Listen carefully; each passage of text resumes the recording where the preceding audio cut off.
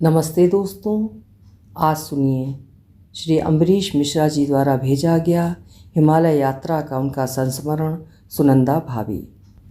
प्रस्तुत है संस्मरण कथा मेरी आवाज़ में। मैं हूँ सीमा सिंह। ग्रुप के सभी सदस्य भास्कर जी की बातें बड़ी एकाग्रता से सुन रहे थे। वे हिमालय के पिंडारी ग्लेशियर मार्ग में 12,000 फीट की ऊंचाई पर स्थित चिल्टा में बैठकर अपनी हिमालय की यात्राओं में मिले अनेकों लोगों में से एक असाधारण महिला सुनंदा भाभी के साथ मिले अनुभवों को बांट रहे थे। दुनियादारी में भले ही भास्कर जी कच्चे हों, पर हिमालय के विषय में उन्हें कोई चकमा नहीं दे सकता। पिछले 20 वर्षों से भी अधिक समय से हिमालय के अनगिनत भागों में पैदल ही घूम घूम कर उसके हर रूप को देखा है और मन के अंदर उतारा है उन्होंने। पूछते ही कागज़ पर पूरा हिमालय उतारकर कल्पनाओं में भ्रमण कराने में देर नहीं करते हैं।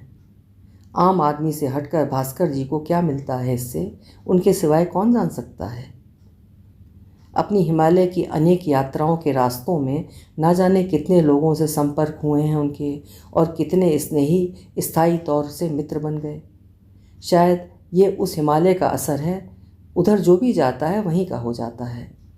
उन्हीं भास्कर जी की बद्रीनाथ के पास फूलों की घाटी की यात्रा के समय एक गुजराती परिवार से भेंट हुई।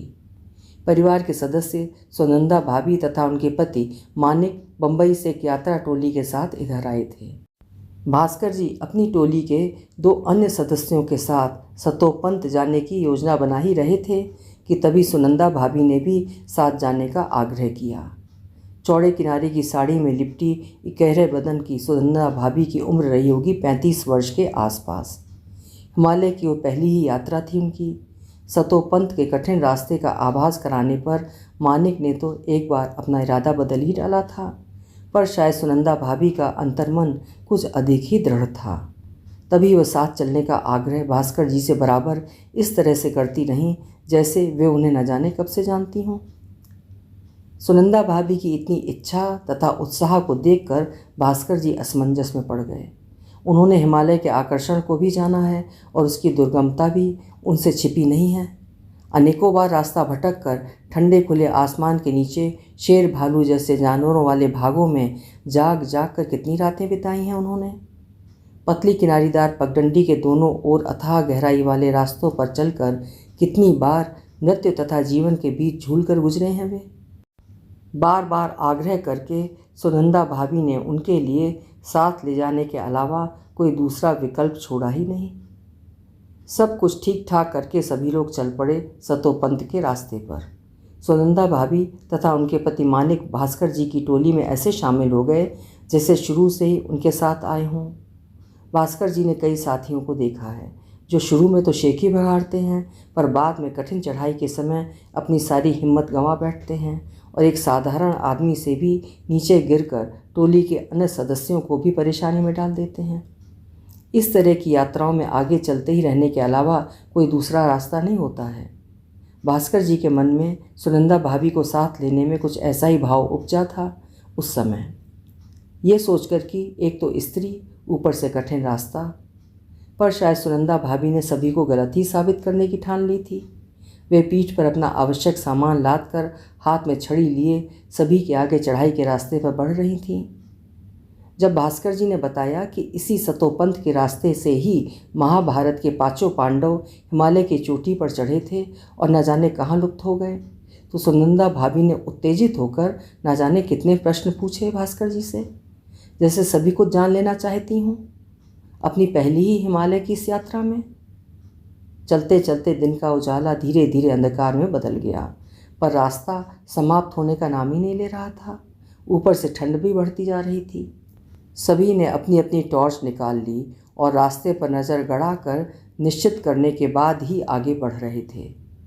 भास्कर जी रास्ते की लीक छूट जाने का नतीजा देख चुके थे कई बार, इसीलिए सबसे आगे आकर मार्गदर्शन कर रहे थे। वे बार बार हिम्मत बंधाते कि जब रास्ता है तो अवश्य ही कहीं ना कहीं ले ही जाएगा हमें।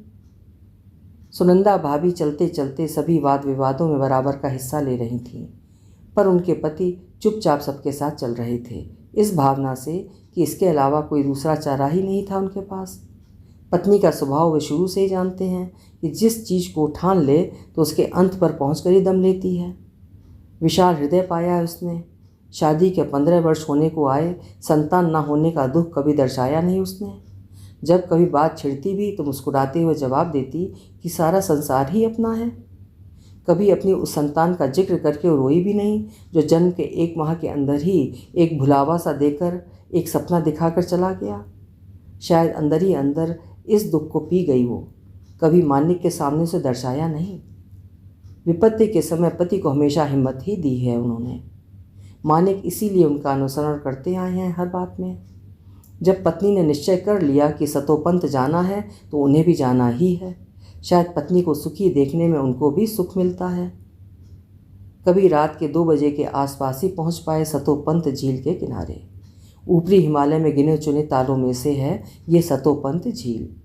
सभी लोग ज़्यादा समय न खराब करते हुए साथ लाए 2 टेंटों को लगाने में लग गए। सब कुछ करते कराते भोर गए तक एक टेंट में गुजराती परिवार और दूसरे में ग्रुप के 3 सदस्य जो घुसे तो तेज सूरज की किरणों के ताप का आभास पाकर ही उठे सभी लोग। उठते ही सुनंदा भाभी ने रसोई का चार्ज संभाल लिया। किसने सोचा था कि हिमालय की इतनी ऊंचाई पर उस एकांत में बम्बई के किसी भाग से आई सुनंदा भाभी के हाथों की चाय तथा गर्मा गर्म खाना नसीब होगा उन्हें।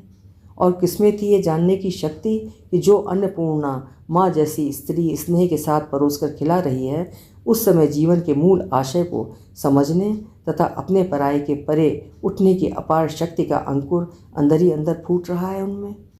सतोपंत से दोपहर के आसपास ही निकल पाए तथा कठिन रास्तों को पार करके हिमालय की सुंदर निर्मल छटाओं को देखते हुए रात के 12 बजे के करीब ही पहुंच पाए बद्रीनाथ। सुनंदा भाभी प्रकृति के सुंदर दृश्यों में इतना आत्मसात हो जाती कि उन्हें लगता कि यहीं कहीं है उनके जीवन का अंतिम पड़ाव। अगले दिन सुनंदा भाभी के ही अनुरोध पर 4 पोर्टरों को लेकर बद्रीनाथ के ऊपर ऊंचाई पर स्थित माना गांव जाकर रहे। गांव के बच्चे बूढ़े लोगों के बीच बैठकर सुनंदा भाभी सहित सभी ने उनके दुख सुखों के अंदर दबी बातें उन्हीं की टूटी फूटी भाषा में सुनी। सुनंदा भाभी बच्चों के साथ मिलकर बच्चों जैसी हंसी और उनके दुखों की बातें सुनकर गंभीर भी हुईं। बम्बई जैसे शहर की ज़िंदगी का कहीं भी नामो निशान नहीं देख पा रही थीं उन लोगों की आंखों में। अब तक मानिक काफ़ी थक चुके थे, इसीलिए उस यात्रा के अंतिम दौर की सुई कुछ तेज चलने लगी। माना गांव से बद्रीनाथ लौटकर सुनंदा भाभी सभी के ऊपर आत्मीय छाप सी छोड़कर बम्बई लौट गई तथा भास्कर भी अपने निर्धारित कार्यक्रम के अनुसार कुछ और भागों में घूमकर वापस अपने साथियों के साथ कानपुर लौटकर आम जीवन के क्रम में मिल गए। जिन्हें भुलाया जा सके सुनंदा भाभी उन लोगों में से नहीं थीं और ना ही भास्कर जी भी ऐसे थे जो हिमालय के अपने साथियों को आसानी से भूल जाएं। एक साधारण सी दिखने वाली महिला अंतर्मन से इतनी दृढ़ हो सकती है। बार बार भास्कर जी के मन में श्रद्धा का भाव उबारती रही उनके लिए। करीब 2 माह बाद भास्कर जी ने बम्बई के पते पर पत्र डाला, जिसका जवाब बम्बई से रिडायरेक्ट होकर आया कहीं से। पत्र में स्वयं सुनंदा भाभी ने लिखा था, भास्कर दा, आपने जो रास्ता दिखाया था जीवन के मूल उद्देश्य का, उसके लिए मैं आपकी आभारी हूँ। अब भविष्य में मुझे कृपया पत्र न डालिए, मैंने संसार त्याग दिया है। सुनंदा। पत्र को पढ़कर भास्कर जी के मन में जिज्ञासा हुई जानने की कि पत्र आया कहाँ से है। उलट पुलट कर पत्र पर लगी पोस्ट ऑफिस की मोहर में इतना ही पता लगा, हरिद्वार। भास्कर जी ने हिमालय के विचित्र स्थानों के दर्शन किए थे, पर जिन अनेकों लोगों से मिले थे वे अपनी यात्राओं में, उनमें सुनंदा भाभी जैसी अभूतपूर्व इंसान कभी भी उनके संपर्क में नहीं आया। उस दिन हिमालय के चिल्टा में अपनी 1984 की इस विचित्र यात्रा का संस्मरण बताते हुए अचानक भास्कर जी भावुक होकर एकदम मौन हो गए। हम सभी शांत भाव से इस तरह सुन रहे थे जैसे शास्त्र की जीती जागती कोई कथा हो। किसी को पता भी नहीं लगा कि सूरज उतरकर छिपने जा रहा है और थोड़ी ही देर में ऊंचाई के कारण एकदम ठंड बढ़ जाएगी। सभी लोग अपने अपने टेंटों में जाकर घुस गए। कोई किसी से बात नहीं कर रहा था। शायद सभी एक ही बात सोच रहे थे कि अब 8 साल के अंतरकाल के बाद कहाँ होंगी सुनंदा भाभी, कैसी होगी सुनंदा भाभी। स्नेहवश आंखें नम हो गईं सभी की। अभी आप सुन रहे थे श्री अम्बरीश मिश्रा जी द्वारा भेजा हुआ हिमालय यात्रा का संस्मरण सुनंदा भाभी। जीवन यात्रा में किसी मोड़ पर कभी कोई ऐसा मुसाफिर मिलता है और फिर बिछड़ जाता है जिसकी स्मृति जीवन भर हृदय में जीवित रहती है। उम्मीद है ये यात्रा संस्मरण आपको पसंद आया होगा।